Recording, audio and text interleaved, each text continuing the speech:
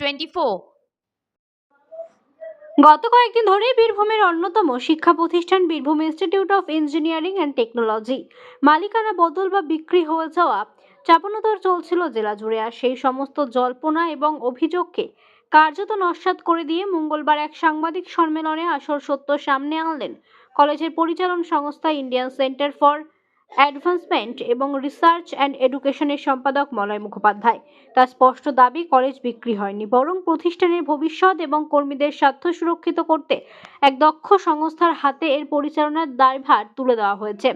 সংকটের মেঘ এবং কঠিন সিদ্ধান্ত। এদিনের সাংবাদিক সম্মেলনে মলয় প্রতিষ্ঠানের কঠিন সময়ের কথা তুলে ধরেন।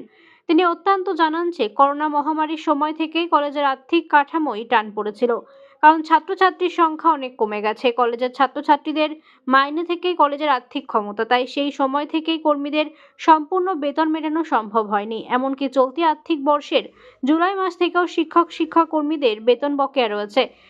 প্রতিষ্ঠানের এমন চরম আর্থিক সংকটে দাঁড়িয়ে পড়াশোনার মান বজায় রাখা এবং কয়েকশো পরিবারের অন্য সংস্থান নিশ্চিত করাটাই ছিল কর্তৃপক্ষের কাছে সবচেয়ে বড় চ্যালেঞ্জ।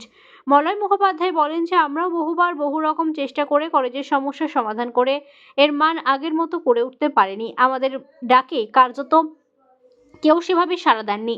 আমরা চেয়েছিলাম পঠন পাঠন আগের গৌরব ফিরে পাক, কর্মীরা যেন তার প্রাপ্য সম্মান এবং সাম্মানিক সময় মতো পান। আর সেই লক্ষ্যেই স্বচ্ছতার সাথে খবরের কাগজে বিজ্ঞাপন দিয়ে কলেজ পরিচালনার জন্য আগ্রহী সংস্থাকে আহ্বান জানানো হয়েছে। তিনি আরও জানান যে বিজ্ঞাপনের পরিপ্রেক্ষিতে মোট 4টি সংস্থা আবেদন জানায়। এরপর কলেজের পরিচালন সমিতি এবং বহিরাগত বিশেষজ্ঞদের নিয়ে গঠিত একটি কমিটির পরামর্শ মেনে এক যোগ্য সংস্থাকে পরিচালনার দায়িত্ব দেওয়া হয়। এই দায়িত্ব হস্তান্তরের ফলে দীর্ঘদিনের বকেয়া বেতন মেটানো এবং পরিকাঠামোগত উন্নয়নের কাজ দ্রুত শুরু হবে বলে আশা করা হচ্ছে। বীরভূমের এই ঐতিহ্যবাহী ইঞ্জিনিয়ারিং কলেজটি আবার তার পুরনো ছন্দে ফিরবে, এটাই এখন সাধারণ ছাত্রছাত্রী ও অভিভাবকদের প্রার্থনা।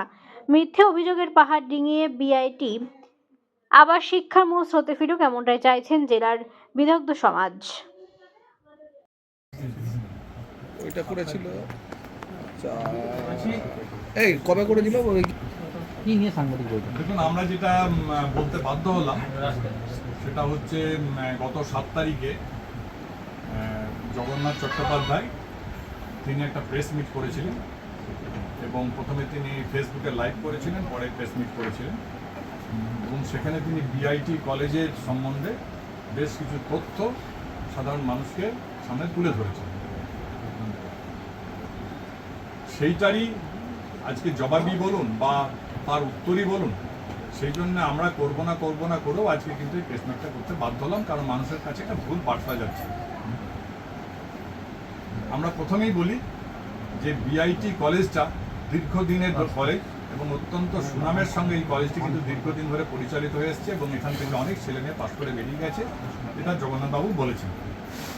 তিনি যেটা বলেননি সেটা হচ্ছে কোভিডের সময় থেকে 2019-20 সাল থেকে এখানে একটা চরম অর্থনৈতিক দুরবস্থার মধ্যে দিয়ে বিআইটি কলেজকে পড়তে হয়েছে, কারণ ছাত্র সংখ্যা অনেক কমে গেছিল এবং বিআইটি কলেজটা চলতো কিন্তু মূলত ছাত্রদের ফিজের ওপরে। সেখানে প্রায় 150খানা এমপ্লয়ি ছিল, যেটা করতে করতে আজকে 127টা এমপ্লয়িতে আছে। সেখানে 127টা এমপ্লয়ি তারা এই সংস্থার সঙ্গে যুক্ত আছে এবং আমাদের দুর্ভাগ্য যে তাই কোভিডের সময়ে 12 মাসের বেতন এবং বর্তমানে যে রানিং বছর চলছে তার প্রায় 7-8 মাসের বেতন সমস্ত কর্মচারীদের বাকি আছে, দিতে পারা যায়নি। কারণ হচ্ছে ছাত্র সংখ্যা দিনের পর দিন কমতে কমতে তলানিতে এসে ঠেকেছে। এই অবস্থায় বিআইটির যারা আগে পরিচালনা কমিটিতে ছিলেন তারা অনেকেই কিছু মানুষ মারা গেছেন, কিছু লোক ঘর থেকে আর বেরোন না।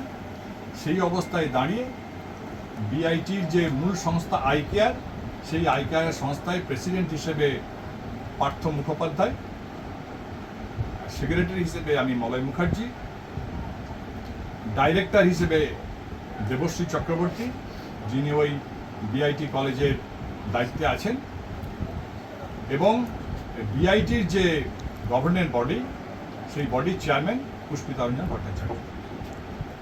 এরপরে মেম্বার আছেন। এই মেম্বারদের মধ্যে আছেন আইকেয়ারের ডিস্ট্রিক্ট ম্যাজিস্ট্রেট ছিলেন, সভাধিপতি ছিলেন, মন্ত্রী চন্দ্রনাথ সিনহা ছিলেন, এমএলএ বিকাশ রায়চৌধুরী ছিলেন, বক্রেশ্বর তাপবিদ্যুৎ কেন্দ্রের general manager by virtue of post তিনি ছিলেন। এইগুলো কার্যকরী কমিটিতে ছিল। কিন্তু আমরা হাজার চেষ্টা করেও বিভিন্ন জায়গা থেকে আবেদন নিবেদন করার পরও আমরা কিন্তু কোনো ফিনান্স জোগাড় করতে পারিনি। আমরা বিভিন্ন সংস্থার সঙ্গে যোগাযোগ করেছি, আমরা ব্যাংকের কাছে গিয়েছি, ব্যাংকের রিজিওনাল অফিসে যোগাযোগ করেছি, কলকাতার একটি সংস্থার সঙ্গে যোগাযোগ করেছি এবং সর্বশেষ টেকনো গ্রুপের সঙ্গে আমরা যোগাযোগ করেছি যে যেন তেন প্রকারে হোক এই ইনস্টিটিউশনটাকে আপনারা বাঁচান। এত কর্মচারী তারা একদম মৃত্যুর মুখে, তারা দীর্ঘদিন ধরে বেতন পাচ্ছে না, তাদের ঘর বাড়ি একদম অচল হয়ে গেছে, তাদের ছেলেদের পড়াশুনো আছে, শিক্ষা দীক্ষা আছে, তাদের খাওয়া দাওয়া আছে, সর্বোপরি বাজারে যে মানুষ ক্রেডিটের জিনিসপত্র নেবে সেটাও প্রায় বন্ধের মুখে হয়ে গেছে। তারা দিনের পর দিন এই নিয়ে বিভিন্ন সময়ে দত্ত করেছেন, কখনো ডিএম এর কাছে গেছেন, কখনো সভাধিপতির কাছে গেছেন, কখনো মন্ত্রীর কাছে গেছেন, কখনো এমএলএর কাছে গেছেন, আমাদের কাছে তো এসেইছেন। আমাদের কাছেও ব্যাপারটা অত্যন্ত রুষ্য হয়েছিল। আমরা বিভিন্নভাবে চেষ্টা করছিলাম কোনো রকমে এদের মুখে যদি একটু হাসি ফোটানো যায়। শেষমেশ আমরা গীতাঞ্জলি গ্রুপের কাছ থেকে একটা প্রপোজাল পাই এবং সেই প্রপোজাল অনুযায়ী আমরা কাজটা এগিয়ে যাই এবং তারা কাজও শুরু করেন। কাজ শুরু করার পরই হঠাৎ তারা আমাদের সঙ্গে কিছু কিছু ব্যাপারে কনফ্লিক্ট হয়।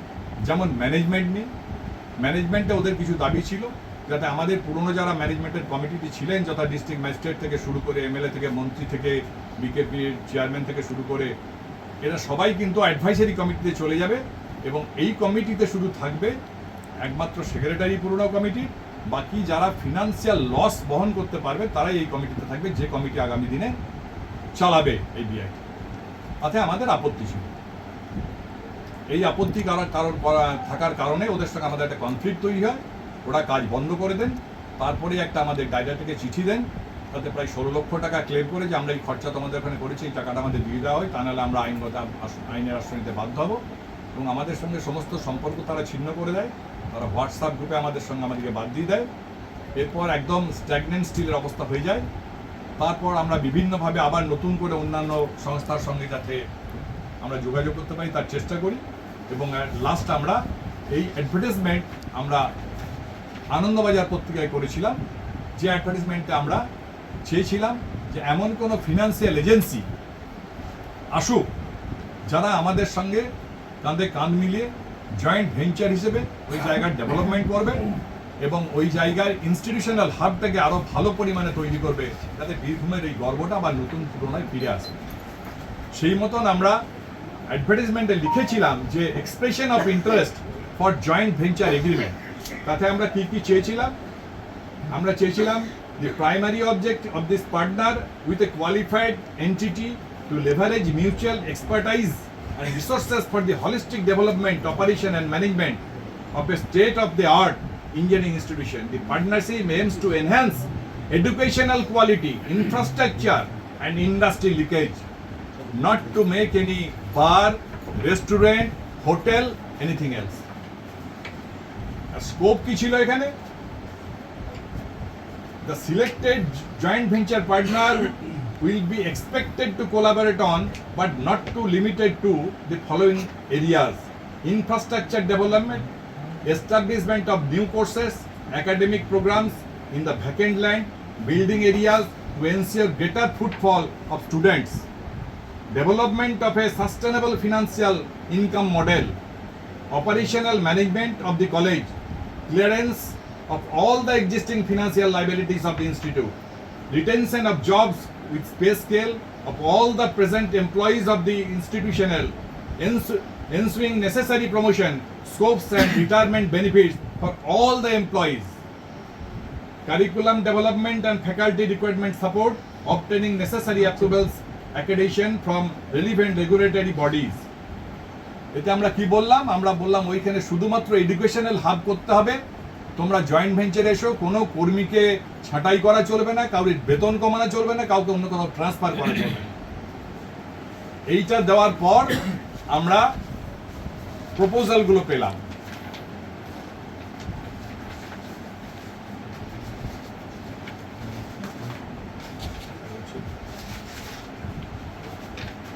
সেই প্রপোজালে আমরা পেলাম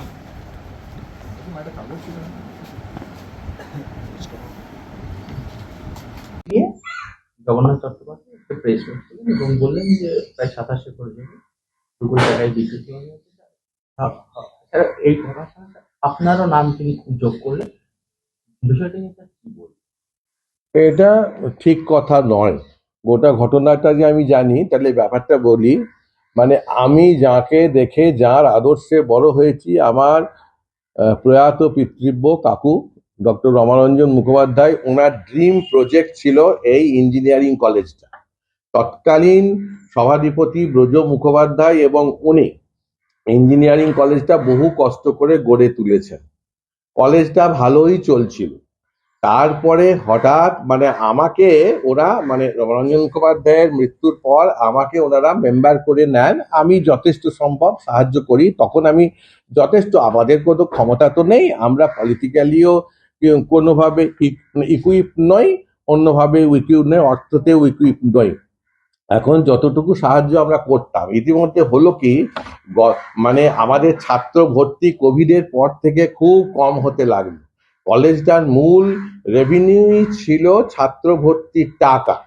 কোভিডের পর থেকে ছাত্র অনেক ভর্তি হয়ে যায়। তারপরে আমাদের অনেক কর্মচারীদের মাইনেটা অনিয়মিত হয়ে যায় এবং ওরা অনেক দিন মাইনে পায়নি। মাঝে মাঝেই ওরা আন্দোলন করতো, কর্মচারী, মাস্টারমশাই সবাই, প্রচুর স্টাফ আছে। তো সেজন্য আমাদের কষ্ট লাগতো। আমাদের দু বছর ধরে এটা চলছে। 2 বছর আগে একজন কলকাতার লোক এসেছিলেন বাইরের, ভাস্কর সান্যাল বলে। তিনি এখানে এআইটিআই করবেন বলে অনেক কিছু বলেছিলেন, কিন্তু আমাদের একটা চুক্তিও হয়েছিল, কিন্তু আলটিমেটলি সেই চুক্তিটা ফলপ্রসূ হয়নি। তারপরে আমরা বহু জায়গায় গিয়েছি।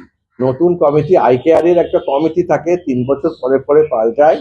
মলয় মুখার্জি এখানে পলিটিক্যাল লিডার হতে পারেন, কিন্তু মলয় মুখার্জি সেক্রেটারি এসছেন, এখানে কোনো পলিটিক্যাল ইস্যু উনি ফলাননি। অনেক দিন ধরেই আমরা একসঙ্গে কাজ করছি এবং আমার কলেজের উনি প্রেসিডেন্টও ছিলেন। উনি পলিটিক্যালি কিছু কথা কোনোদিনই বলেননি বা প্রভাব বিস্তার করারও চেষ্টা করেননি। এখন আমরা টেকনো ইন্ডিয়ার কাছেও গিয়েছি। আমাদের কথা হলো যে কলেজটার যে বিস্তৃত জায়গা, আমাদের বিক্রি করার ক্ষমতা নেই, বিক্রি হবেও না, লিজ দেওয়ারও ক্ষমতা নেই, কিছুই নাই। আমরা কোলাবোরেশন করতে চাই, কোলাবোরেশন, জয়েন্ট পার্টনার। তার জন্য আমরা এক্সপ্রেশন অফ ইন্টারেস্ট দিয়েছিলাম, কেউ আসেনি। শহরের অনেককে বলেছিলাম, অনেক জায়গাতে আমরা অ্যাপ্রোচ করেছিলাম। Nobody came to us for the revival of the college, for the benefit of the staff. ইতিমধ্যে স্টাফদের জুলাই মাস থেকে বেতন বাকি, এবং জুলাই মাস বেতন বাকি, 2020 সালের এন্টায়ার 12 মাসের বেতন বাকি। তারপরে এই বেতন বাকি হলে প্রভিডেন্ট ফান্ড বাকি।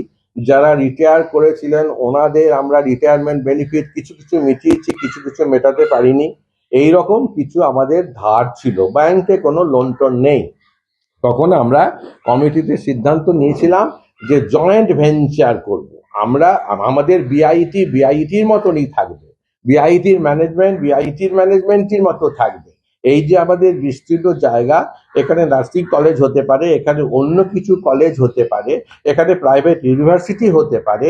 এই জায়গাতে আমাদের সঙ্গে হাত মেলাতে কেউ যদি এগিয়ে আসে এবং আমাদের বিআইটিকে বাঁচাবার জন্য এই আশু যে আমাদের টাকাটা প্রয়োজন, এইটা যদি আমাদের দিতে পারে, আসতে পারে। এই জন্য আমরা একদম পরিষ্কার করে লিখে দিয়েছিলাম। 1 জানুয়ারি 2026 আনন্দবাজার পত্রিকায় বিজ্ঞাপন বেরিয়েছিল এবং তাতে 4 জন, 20 তারিখে আমাদের 20 জানুয়ারি লাস্ট ডেট ছিল। 4 জন অ্যাপ্লিক্যান্ট ছিল। 4 জন অ্যাপ্লিক্যান্টের মধ্যে থেকে আমরা গোটা কম্পারেটিভ স্টেটমেন্ট করেছি। কম্পারেটিভ স্টেটমেন্টের মাধ্যমে আমরা কে কি ভালো মন্দ এসব লিখেছি। ওদের ইন্টারভিউ নিয়েছি। ইন্টারভিউ নিয়ে আমরা এক্সটার্নাল এক্সপার্টের কাছে গেছি, খুব নামকরা ভদ্রলোক। এক্সটার্নাল এক্সপার্টের কাছে গিয়ে তিনি একজনকে সিলেক্ট করে দিয়েছিলেন এবং তারপরে আমরা তাদের আবার ক্লারিফিকেশন নিতে ডেকেছিলাম। ক্লারিফিকেশন দিয়েছে। তখন আমাদের সকলের মনে হলো যে এক্সটার্নাল এক্সপার্ট যাকে বলেছে তাকে আমাদের তার সঙ্গে কোলাবোরেট করার সুবিধা হবে, এবং কোলাবোরেটটা আমাদের স্টাফের স্বার্থে। আমাদের বক্তব্য ছিল যে আমাদের বিআইটির মতন থাকবে, তখন আমাদের ম্যানেজমেন্টেরই মতো থাকবে। তোমরা আমাদের আইকেআরে যে আসছো আমাদের মেম্বার হতে পারো। এক, দুই হচ্ছে কোনো কর্মচারীর যেন চাকরি না যায়। আমরা মাইনে বাড়াতে পারবো কিনা জানি না, কিন্তু আমরা মানে মাইনে কারো চাকরি যাবে না এবং মাইনে কমাবো না, এই সেন্টিমেন্টটুকু রাখতে হবে। কারণ আমাদের এই বাড়ি থেকে কারো অন্ন যায়নি। আমাদের এই বাড়িতে রবরঞ্জন মুখোপাধ্যায় যার উদ্দেশ্যে উনি যখন কলেজটা করেছিলেন, তখন তার উত্তরসূরি হয়ে আমরা কারো অন্ন ধ্বংস করতে চাই না। এইটাই আমাদের এখনো আমাদের বাড়িতে রোজ 20 জন 22 জন 25 জন লোক খায়। তাহলে ব্যাপারটা হচ্ছে এখানে কোনো আর্থিক ডিলিংস নেই, এখানে কোনো অর্থের বিষয় নয়, এখানে ব্যাপার হচ্ছে যে কোলাবোরেশন। আমরা কোলাবোরেশনের জন্য এগিয়ে গেছি। আমরা এই আশু বিআইটিকে অক্ষুণ্ণ রেখে, এটা কোনো বিক্রি নয়, জায়গা কলেজকে বিক্রি করে দেওয়া হচ্ছে না, কলেজকে বিক্রি করে দেওয়ার ক্ষমতাও নেই, জায়গাও বিক্রি করে দেওয়া হবে না। এই জায়গাতে আমরা ওদের সঙ্গে ধরে, আমি যদি আপনার সঙ্গে ব্যবসা করি তাহলে আপনি আমার সঙ্গে পার্টনার হিসেবে এলেন, সেখানে আমাদের এখনো চুক্তি কিছুই হয়নি। এই জন্যে সতীর্থ চ্যারিটেবল ট্রাস্ট তারা সমস্ত মানে একেবারে নিয়ম মেনে তারা মানে একেবারে টেন্ডারে ফার্স্ট হয়ে আমাদের এক্সটার্নাল এক্সপার্টও তাকে রেকমেন্ড করেছেন, আমাদের কমিটিও ইন্টারভিউ নিয়ে তাকে রেকমেন্ড করেছেন। সতীর্থটা ট্রেজারার আমাদের কাছে দরখাস্ত করেছিলেন ইন্দ্রনীল ভট্টাচার্য। এখানে মালিক আমি তো জানি না, ওখানে ইন্দ্রনীল ভট্টাচার্য, আর তার প্রেসিডেন্ট হচ্ছেন মলয়পীঠ। প্রেসিডেন্ট হচ্ছেন মলয়পীঠ, আমি লেখাতে দেখেছি। এবং প্রতি তিন বছরের টার্ন ওভার দিয়েছে, 3 বছরের ইনকাম ট্যাক্সের রিটার্ন দিয়েছে। এই নিয়ে আমাদের কাজ, মানে মলয়পীঠের সম্পর্কে অন্য কোথাও বক্তব্য থাকতে পারে, কিন্তু আমি মলয়পীঠকে চিনিও না, আমরা জানিও না। আমাদের এখানে কোনো যে আমাদের বলয়বাবু আছেন, তিনি একটা রাজনৈতিক দলের মুখপাত্র হতে পারেন, কিন্তু এখানে রাজনীতির খেলা কিচ্ছু হয়নি ভাই। হাতে লিখে হস্তান্তর হয়নি। যেটা হাতে লিখে দেখানো হয়েছে ওটা আগেকার চিঠি, ওটা আমাদের মাঝখানে একটা গীতাঞ্জলি গ্রুপ কাজ করব বলে এসেছিল। কোনো হাতে লিখে হস্তান্তর হয়নি, ওগুলো অসত্য কথা। গীতাঞ্জলি গ্রুপ কাজ করব বলে এসেছিল, কিন্তু গীতাঞ্জলি গ্রুপ আমাদের ঠিক মতন কাজ করেননি। গীতাঞ্জলি গ্রুপ ঠিক মতন কাজের মধ্যে আমাদের কাছে আসেননি, এবং আমাদের কাছে গীতাঞ্জলি গ্রুপ কাজ বন্ধ করে দেয়। গীতাঞ্জলি গ্রুপ হঠাৎ কাজ বন্ধ করে আমাদের ডিরেক্টরকে পার্সোনালি লায়াবল করে একটা বিল দিয়ে দেয়, যে সেই লেখাটাই এখানে দেখাচ্ছে। হাতে লিখে হস্তান্তর কিছুই হয়নি, কোনো কিছু হয়নি। ওকে যে সতীর্থকে চিঠি দেওয়া হয়েছে, কম্পিউটারে চিঠি দেওয়া হয়েছে, ওটা ভুল দেখানো হচ্ছে। এবং কম্পিউটারে চিঠি দেওয়া হয়েছে, ওখানে ক্লজ লেখাই আছে, উকিলকে দিয়ে ড্রাফট করে দেওয়া হয়েছে। কোনো সেল, কোনো লিজ, কোনো কিছুই করতে পারবে না জয়েন্ট পার্টনার, এইসব লেখা আছে। আমাদের ছাত্র ভর্তি যাতে এনশিওর্ড হয়, এবং ওদের 5টা কলেজ আছে, ওরা বলেছে যে আমাদের যে ছাত্র ইনটেক আছে ম্যাকাউটের আন্ডারে, সেই ইনটেকটা ভর্তি। সব কিছু বুঝেই ও ফার্স্ট হয়েছে, ওর নিজের ক্রেডিটেই ফার্স্ট হয়েছে, ওকে ইচ্ছা করে ক্রেডিট ফার্স্ট করে দেওয়া হয়নি, কেউ এখানে রাজনৈতিক প্রভাবও খাটায়নি, এবং সেই জন্যই তাকে দেওয়া হয়েছে। আমি সভাপতি হিসেবে বলছি, আমি সভাপতি আছি আইকেআরের, সমস্তটা দেখেছি, সব দেখেছেন আমাদের মাননীয় সদস্যরা, সবাই দেখেছেন। এটা হাতে লিখে, ওটা ভাই অসত্য, ওটা অসত্য। হাতে লিখে হয়নি, হাতে লেখা পুরনো কাগজ, ওটা হচ্ছে গীতাঞ্জলির কাগজ। গীতাঞ্জলির কাগজ এই সতীর্থ বলে দেখানো হচ্ছে। তা আমি কি করব, কেউ যদি দেখায়?